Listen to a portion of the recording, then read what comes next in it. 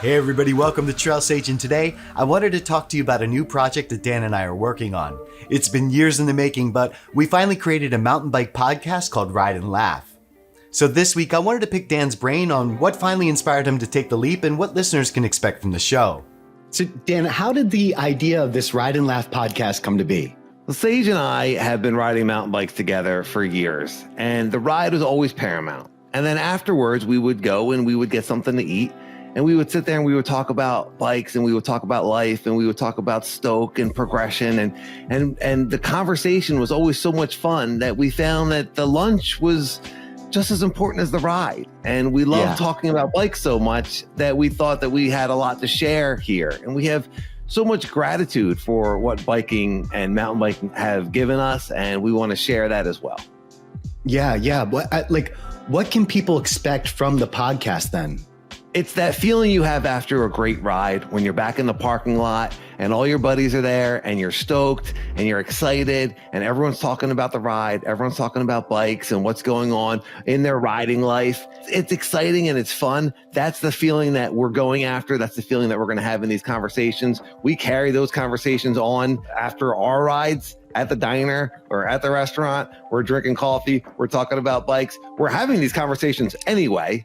So we want to make it fun. We want to make it light, but we have over 20 years of mountain bike experience. So this podcast is by mountain bikers. It's for mountain bikers. We're just talking about mountain biking and everything associated with mountain biking. It's going to be a lot of fun, a lot of laughs. So please join us.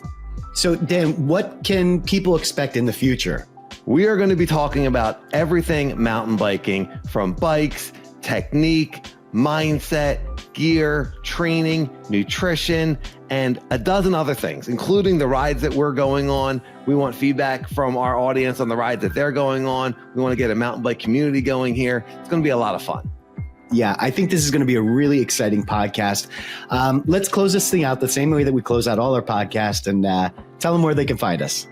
We love mountain biking. We have so much gratitude for mountain biking and everything that mountain biking has brought to us, from fitness to friendship. We're super excited to get into this and share with everyone and get a community going. Go ahead and check us out on all of your favorite podcast players. Rate and subscribe. If you like it, give us 5 stars. Tell your friends about it. We're going to be on YouTube at Ride Laugh Podcast. And you can reach us at our Gmail account, which is rideandlaugh1@gmail. So you're probably going to want to get a pen and paper and write all that stuff down, because that was a lot of information. But we're super excited. Check it out. We've already got some really fun episodes. We hope you like it. We're going to see you there. Let's drop in. Let's get started. Ride and laugh. Well, if you're interested in what the show's all about, here's a small excerpt from episode 4. When you're finished watching, check the description below to find out where to find us. So you were able to visualize the Sears jumps, and then you were not able to really prepare beforehand for the Rocky Ridge drop because you hadn't seen it before. But in both cases, you saw people do it, you saw the speed, and you have plenty of warm up, it sounds like. For me, I'm not a follow person. Like I know you like to follow people, but for me, I do worse when I follow people. In fact, that actually happened at Series. I was following Brian across the creek gap, and Brian is a trials rider. Like he is, and a BMX racer. Like he has the skills to like pop these things. And so he went across this creek gap at a much slower pace than me. I ended up casing my back tire pretty hard on the landing. And I was like, Brian, I think you popped a little bit because I was on you and I was nowhere clearing it. And he was like, oh yeah, I might have put a little pop in. So the next time we did the run, I didn't slam on the brakes, but I started feathering the brakes, let him go, and then did the jump at my own speed. That's mostly how I like to ride. And so for the drop and the 17 and 9 foot jumps, I did those all solo. Like I watched them do it, but then applied what I learned and did it by myself. And that's a personal thing. Like that for me, that makes me more comfortable.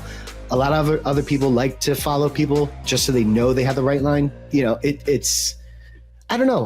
How do you feel about that? You do prefer to follow people, right?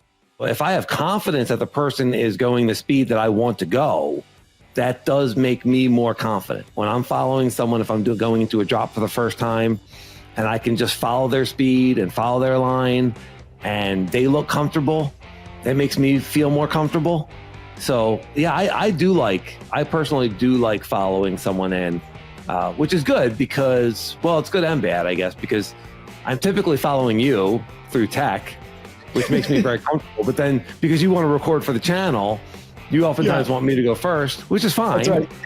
But I'm just like, I'm nowhere near as comfortable, and I often forget the line, especially at Mount Penn in Reading, where we ride all the time. The lines are so hard to see because some of these trails just aren't ridden that much. And Sage has like this RoboCop type of laser focus to find trails in leaves and remember trails, and this whole I just picture like his eye turning red and like scanning the trail, and this whole like interface coming up, you know, it's RoboSage like finding the trail and always knowing the line.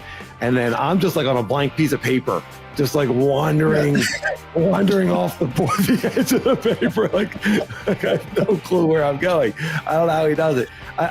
Part of that's probably keeping your eyes up also, which you're much better at than I am.